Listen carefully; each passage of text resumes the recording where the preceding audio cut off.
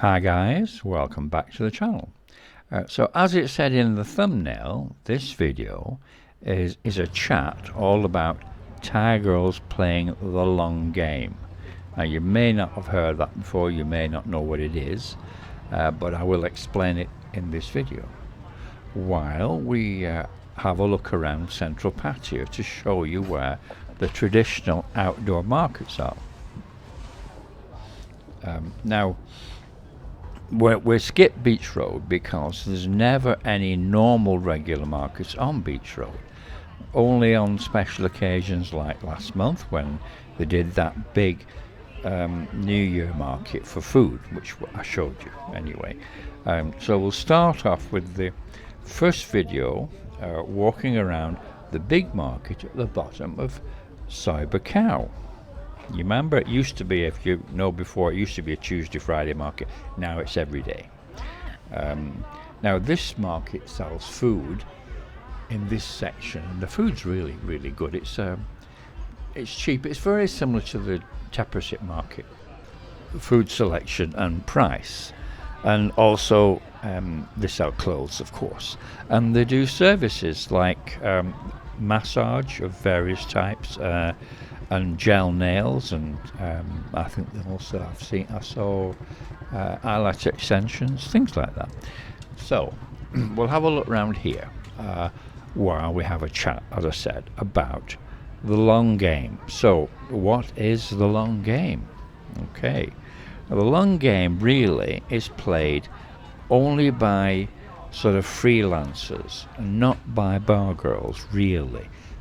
As a rule, because it's meant to be sort of a con in the sense of saying I'm a normal girl, I'm like a regular girl, I'm not a bar girl, I don't work in a go-go bar or anything like that. That's the sort of people who play this game, okay? And the object of the long game is to get the guy to fall in love with the girl, and also she pretends to fall in love with the guy. Here's Soi Buakhao. Quite busy at the moment, isn't it? This was about early afternoon, about 1 o'clock, 2 o'clock, something like that. So we'll just continue. I'll explain everything about the long game to you. All right? You want some fish? Right. Oh, hang on a second. How are you? Okay, let's carry on. Now, with the girl pretending to fall in love with the guy, it's really necessary that the guy believes that the girl is genuinely in love with him, which requires a reasonable age gap to be believable. So, like if the girl is in her 20s, then the guy needs to be no more than about 20 years older than her max. If the girl's older, then the age gap really doesn't matter so much. Yeah. So if the girl chooses a guy to play a long game, she must first believe that the guy is worth the effort and the time, because it's a lot of effort and time to play it. Yeah. So first and foremost, she needs to know he has money. And secondly, that he's available. He's not married already, because that is her ultimate goal. Now, if you pass those two tests, and you are generous, which is another major factor, and she likes you, then she may put you on the list to play the long game. And they start with love bombing you constantly, doing everything for you while you're in Thailand, and telling you constantly that she's fallen head over heels in love with you. And she'll keep this up for the entire duration of your vacation. And crucially, she will not be asking you for money constantly. That comes later, okay? With the long game, that's the whole point. It's trying to get you hooked before she asks for money. and then later the money demands will come gradually, but they will come. Yeah. Now, if you're a younger guy, she may say things like, she loves you so much, she wants your baby, and will be willing to stop taking the pill to achieve this if she's sure of you in this, especially if you're sure you have money. Yeah. Firstly, that's to snare you, but secondly, Thais consider a half-furlong child to be beautiful and very, very special. Okay? Obviously, this only applies to younger guys, but for the older guys, the goal is still the same: to marry you and get you to support her and, of course, her poor family in Isan. Now, don't be naive enough to think you're the only one she's playing the long game with, the only one that is being love bombed, because you're not. There will probably be a couple of others. I mean, the chances of two of you coming on vacation at the same time are very slim. And if you tell her that you're coming at an inconvenient date, there will be some family reason not to come then, and can you please just come a week or two later because of some family problem. Now, if this has ever happened to you, you now know the reason why. And she really doesn't care which one of the 2 or 3 guys takes the bait and is willing to go the whole hog and commit to marriage. The goal is the same: to get some guy with money to fall in love with her, marry her and support her family. That's what it's all about, money. Now, from the Thai girl's point of view, the only downside of this arrangement is that she may have to leave Thailand and go with her new husband to stay in a country where it's cold, which all Thais detest cold weather. Now, also they may not have any proper spicy food in this country. And again, Thais love spicy food. Also, people won't speak Thai, which she is not happy about. And she has no Thai friends to gossip with. I mean, to be frank, Thai people love Thailand and would rather live there than anywhere else.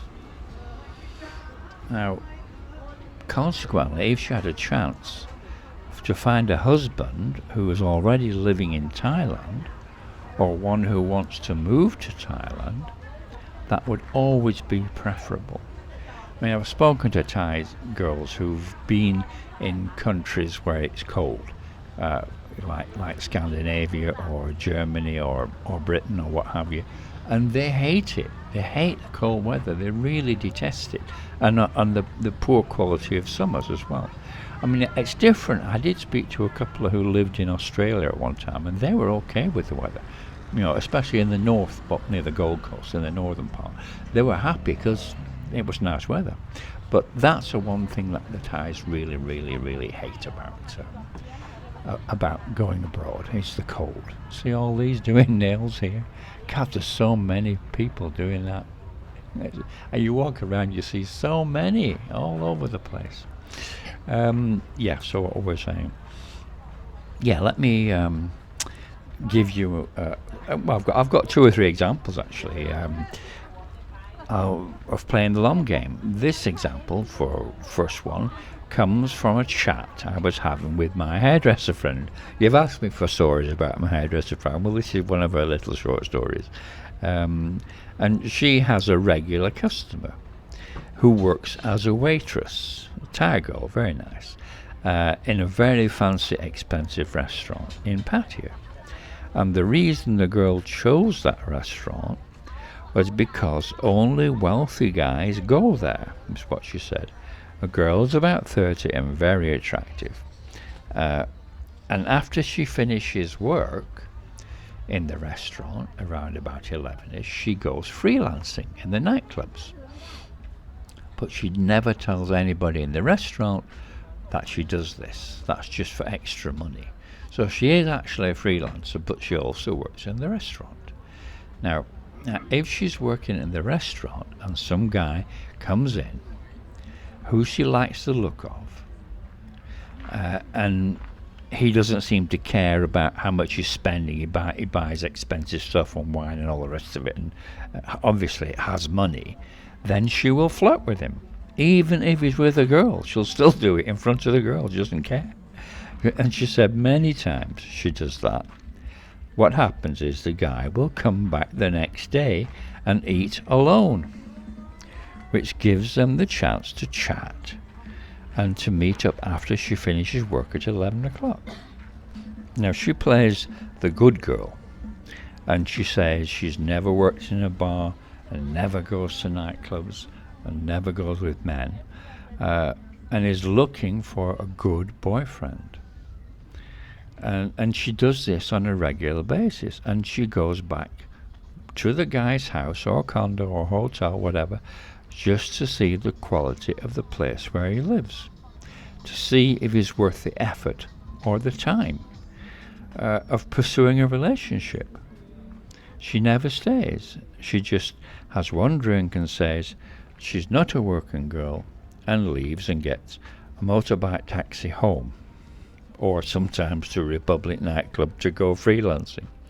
But the point about this is that she wants to know if the guy is staying in something like the Hilton or a little scruffy hotel, or if he has a beautiful condo, or if he's just in a little cheap scruffy place.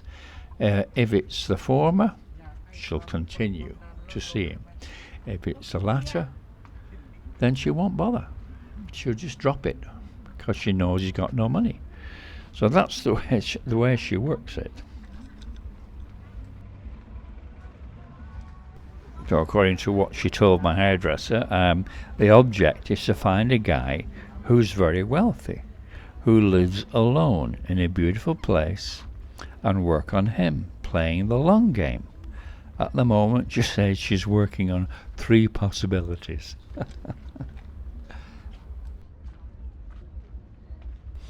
Now, another example of playing the long game was one of my regulars a few years ago. She was a freelancer I met in Insomnia, and she would come and stay the night about every couple of weeks or so. For quite a few months we had that going. And then she just disappeared for 2 months. And then one day I got a message. "Hi, I'm back in Pattaya. Can I come see you?" So I said, okay. And later that night, when she was drunk, she confessed that she had a long-time Swedish boyfriend that she's been working on for about 2 years to get him as a sponsor initially and then to marry her. That was the object. And she'd been with him for the last 2 months in Sweden, and also travelling around Europe a little bit. Anyway, the next day, she got the bus to Buriram to go see her parents. She didn't have any children. Well, 3 weeks later, I get another message from her saying, "Hi, coming back from Buriram tomorrow. Can I stay with you for 2 days before I get the plane back to Sweden?" Okay, I said, sure you can. So 3 days later, she was on the plane back to Sweden. I thought nothing more of it until about a month later, or maybe a couple of months later it was a little while. I was flicking through Facebook like you do, and a picture came up under the People You May Know banner. You know, you've seen that, I'm sure. And it was a picture of her and a Swedish boyfriend, but not a normal picture. It was a wedding picture. This is Thailand.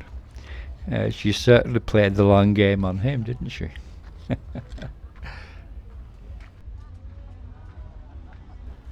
And I've got another story about a girl playing the long game and pretending she's a good girl and never works in a bar and looking for a real boyfriend. Yeah, I have an English friend who has a long-time girlfriend, which he lives with. And this girlfriend has a younger sister called Noi, okay, who's 26 and pretty. And she works in a coffee shop.